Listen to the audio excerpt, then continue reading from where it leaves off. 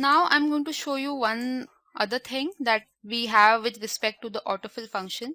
Let's say I'm typing 1 over here and I'm dragging it till the end. Now what has happened is everywhere 1 has copied, but actually I wanted 1 to 12 numbers. So for that I'll go to this arrow, autofill options arrow. I'll click on that, and why we saw everywhere 1 was copied, because this copy cell option was selected earlier. We actually now want all the 1 to 12 numbers. For that we will have to select the fill series. So please select fill series, and once you click on that you can see the numbers are automatically filled from 1 to 12. Coming to the next thing that we have, let's say I am typing 2, enter 4.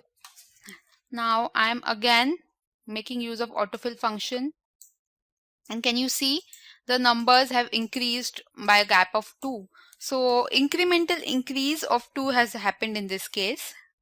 Similarly, if I go with 3, 6, and again I make use of autofill function, incremental increase of 3 will be present in this case.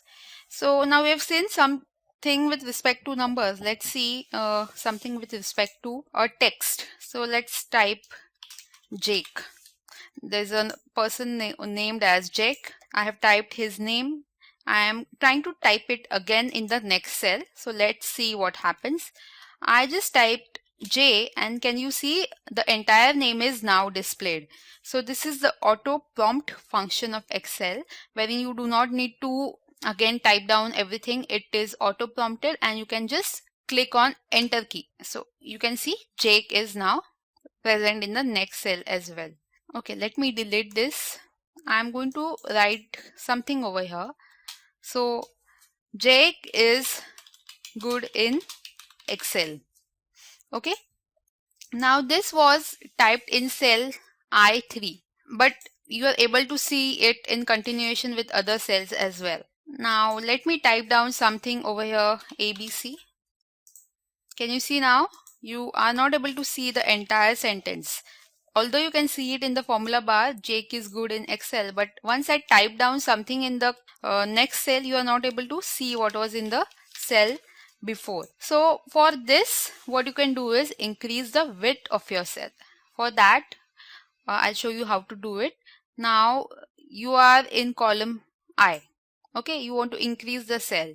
So you just go in between column I and J, and once you see this sign similar to plus sign with two arrows horizontal, so once you see this sign you can increase the width of the cell. Okay, I have increased the width of the cell till I am able to see the entire sentence properly. And when there are different sentences of different length in the corresponding column, in this same column only, I'm going to just show you what happens. Okay, Jake is good. Okay, I don't want in Excel. Jake is good, and this was Jake is good in Excel. So once I click over here, once I come over here, I just need to double click. So your Excel will automatically extend the width of the column to the cell which has the longest text. So I'm double clicking. Can you see? This was the longest text. So according to it, our width was adjusted by Excel. So this was with respect to the width of the column. Let's say we have some information with respect to name. I'm clicking on tab to go sideways. We have the email IDs of the person, and we have the address of the person. There are various people over here, and we are going to have the name, email ID and address. Once I am on the cell J9 which has name, once I click enter, what happens is I am taken to the next cell. That is, from cell J9 I am taken to cell J10. Even if I am there on email, I am taken to the next cell. If I'm on address and I click enter, again I'll be taken to the next cell. Let's see what happens now. Again I'm typing name. I'm clicking tab now. I'm clicking email. Again I'm clicking tab. I am writing address, and now I'm going to click on enter, and please see what happens. I am currently now in the cell L12. Now you will be thinking I'll be taken to the next cell, that is L13, but let's see what happens when I click enter. Can you see? Now I am taken to the first cell which had the writing, that is cell J13. So this is how Excel works. Instead of taking me to the next cell, it took me to this cell wherein I can start writing again from start. Coming to the next thing that we have is with respect to numbers. Now I write 20 over here, and now I enter 20 in bracket. Okay, so I have entered 20 in bracket, which is called as parenthesis.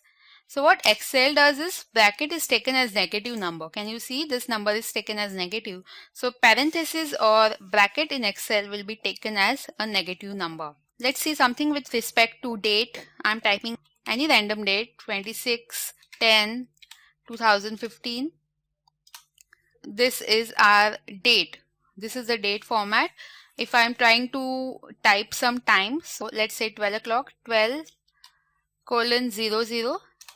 So this is 12 p.m. which is displayed over here. Okay, so this is how the date and the time looks like. Coming to fractions, I want to write down fraction of 1/9. So let's try to write down. So I'm writing 1/9, 1 divided by 9. Once I click on enter, can you see this is taken as a date format? So how do I write down fraction? Again, let's take another fraction. I am taking 1/2. Again, it is taken as 2nd January as a date. So for writing a fraction, what I need to do is I will type 0, I'll type space, and then I will type 1/9. So now this is properly taken as fraction as 1/9. For 1/2 also, what I'll do is I'll just type 0 space and 1 divided by 2, which will give me answer of 0.5. So this is how the fraction works properly. If I type 2 space 1 divided by 4, I will get this fraction as 2.25. So I hope this tutorial has taught you some important things. We have learned the autofill function with respect to text and numbers. We have seen the use of enter and tab key, and we have seen how the date and the time looks like, and also the use of fractions in this tutorial.